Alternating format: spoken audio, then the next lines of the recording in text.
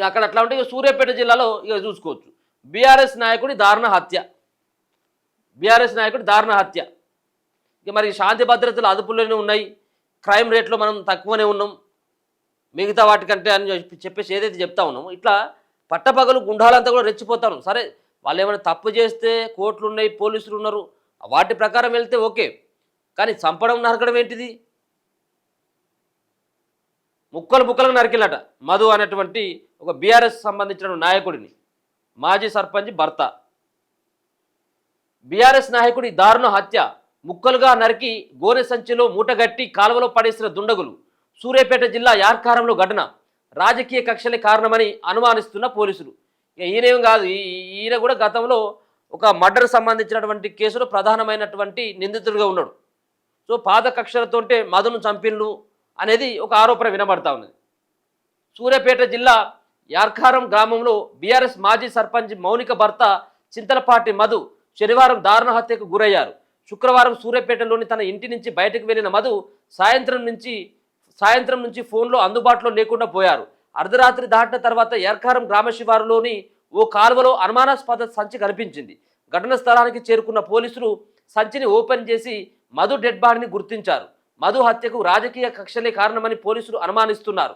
మధు కొంతకాలంగా జిల్లా కేంద్రంలోని బాలాజీ నగర్లో ఉంటున్నాడు. శుక్రవారం ఉదయం 11 గంటల టైంలో ఇంటి నుంచి బయటికి వెళ్లిన మధు తన భార్య మౌనిక ఫోన్ రిపేర్ కావడంతో దానిని ఓ షాపులో ఇచ్చాడు. మధ్యాహ్నం తర్వాత అతడి చెల్లె భర్త ఫోన్ చేయగా ఇంటికి వస్తున్నానని చెప్పాడు. రాత్రి 7 గంటలు అయినా రాకపోవడం, ఫోన్ చేస్తే ఎత్తకపోవడంతో మధు చెల్లె బావ అతడి ఇంటికి వచ్చి భార్య మౌనికకు విషయం చెప్పారు. తర్వాత రాత్రి 9 గంటల సమయంలో ఎన్నిసార్లు ఫోన్ చేసినా ఎత్తకపోవడంతో అనుమానం వచ్చి రాత్రి 2 గంటలకు సూర్యాపేట టౌన్ పోలీసులకు ఫిర్యాదు చేశారు.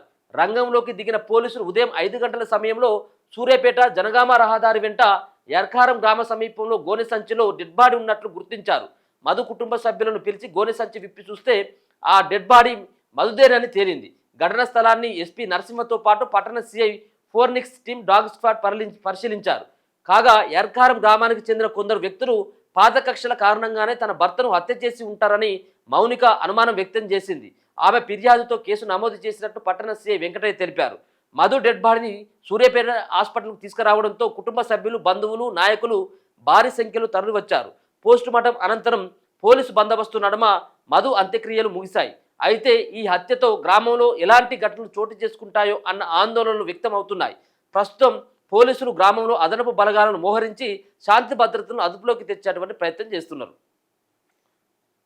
ఇక దశాబ్దాల రాజకీయ కక్షలట, 9 మంది బలైపోయారు ఇప్పటి వరకు ఈ యొక్క ఊర్లో. సూర్యాపేట మండలం యార్కారం గ్రామం దశాబ్దాలుగా సాగుతున్న రాజకీయ కక్షలతో ఫ్యాక్షన్ గడ్డగా మారిపోయింది. నాయకులుగా ఎదగాల్సిన యువకులు, రాజకీయ నేతలు ఇక్కడ వరుసగా శవాలుగా మారుతున్నారు. గత 40 ఏళ్లలో ఈ చిన్న గ్రామానికి చెందిన దాదాపు 9 మంది ముఖ్య నేతలు ప్రత్యర్థుల చేతిలో ప్రాణాలు కోల్పోయారు. ప్రస్తుతం మధు హత్య సైతం 2007లో జరిగిన మిద్దె రవీందర్ హత్యకు ప్రతీకారంగా జరిగినట్లు తెలుస్తుంది. ఆయన కుమారుడు మిద్దె జీవన్ పక్కా ప్లాన్తో మధును చంపాడన్న ఆరోపణలు వెల్లువెత్తుతున్నాయి. అలాగే 2020లో జరిగిన ఒంటెద్దు వెంకన్న హత్య కేసులో మధు ప్రధాన సాక్షిగా ఉన్నాడు. మధు బతికుంటే తమకు శిక్ష పడుతుందనే భయంతో వెంకన్నను చంపిన ముఠాయే మధును కూడా లేపేసిందా అనే అనుమానాలు కూడా వ్యక్తమవుతున్నాయి. శుక్రవారం హత్య జరిగిన సమయంలో మధుకి అత్యంత సన్నిహితుడి ప్రత్యర్థులకు సమాచారం ఇచ్చి అతని ఇంట్లో తాగిన మత్తులో ఉన్న మధుని దారుణంగా హత్య చేశారని పోలీసులు అనుమానాలు వ్యక్తం చేస్తూ ఉన్నారు. సో గతంలో 2-3 కేసులలో ప్రధానమైనటువంటి ఒక సాక్షిగా ఉన్నాడు, ప్రధానమైనటువంటి ఒక నిందితుడిగా కూడా మధు ఉన్నాడు. కాబట్టి అంటే ఎప్పుడు 2007లో జరిగినటువంటి మిద్దె రవీందర్ అంటే దరిదాపుగా 19 సంవత్సరాల క్రితం ఉన్నటువంటి ఆ పగని ఇలా మళ్ళీ వాళ్ళు ఎవరైతే చనిపోయినటువంటి ఆ కుటుంబానికి సంబంధించినటువంటి వాళ్ళ తండ్రి చనిపోతే ఆ కొడుకు మళ్ళీ మన సినిమాలలో చూస్తాం కదా, ఈ పగలు ప్రతీకారాలు అంతా కూడా మా నాన్నని చంపినటువంటి వాడిని నేను పెద్దగైనాక కూడా చంపుతానని చెప్పి ఛాలెంజ్లు గిలెంజ్లు ఉంటాయి కదా. సో యాజ్ ఇట్ ఈస్గా ఇప్పుడు మధు విషయంలో కూడా అదే జరిగినట్టుగా చెప్తా ఉన్నారు. పాత కక్షలతోటే చంపిల్ అనేటువంటి ఆరోపణలు కూడా బలంగా వినబడతా ఉన్నాయి. ముమ్మాటికి కాంగ్రెస్ ప్రభుత్వం హత్యే. ఇక మధుది ముమ్మాటికి కాంగ్రెస్ ప్రభుత్వ హత్యేనని సూర్యాపేట ఎమ్మెల్యే గుడ్డకండ్ల జగదీష్ రెడ్డి ఆరోపించారు.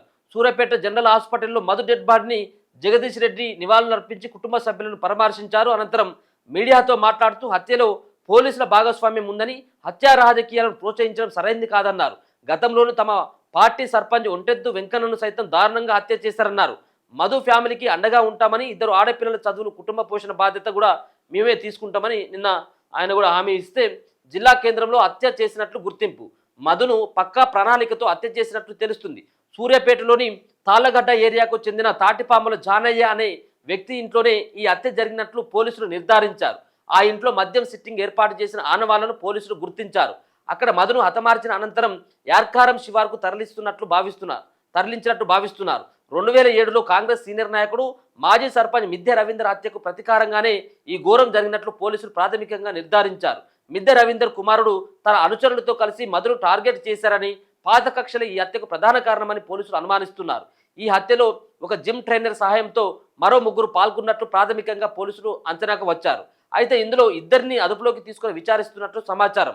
నిందితులను పట్టుకునేందుకు 5 ప్రత్యేక టీమ్స్ను ఏర్పాటు చేసినట్లు ఎస్పీ నరసింహ తెలపడం జరిగింది. సో వీళ్ళందరూ కలిసి మొత్తానికి పాపం ఆయనను చంపేయడం జరిగింది. దీంట్లో ఎవరుంటారు? ఇక ఒక పక్కన నమ్మినటువంటి వ్యక్తి ఎవరైతే ఉన్నారో ఆ వ్యక్తితో పాటు ఈయన సిట్టింగ్ వేసి మందు తాగుతూ ఉంటే, వాళ్ళకు ఆపోజిషన్ సంబంధించినటువంటి వాళ్ళకి సమాచారం ఇచ్చి ఈయన తాగినటువంటి మత్తులో ఉన్నాడు, మీరు వచ్చి చంపుకోరని చెప్పేసి సమాచారం ఇవ్వడంతో వాళ్ళు అక్కడ ఉన్నటువంటి ఒక ప్లాన్ ప్రకారం వచ్చి ఒక 3-4 కలిసి ఆయన చంపినట్టుగా అయితే తెలుస్తూ ఉన్నది.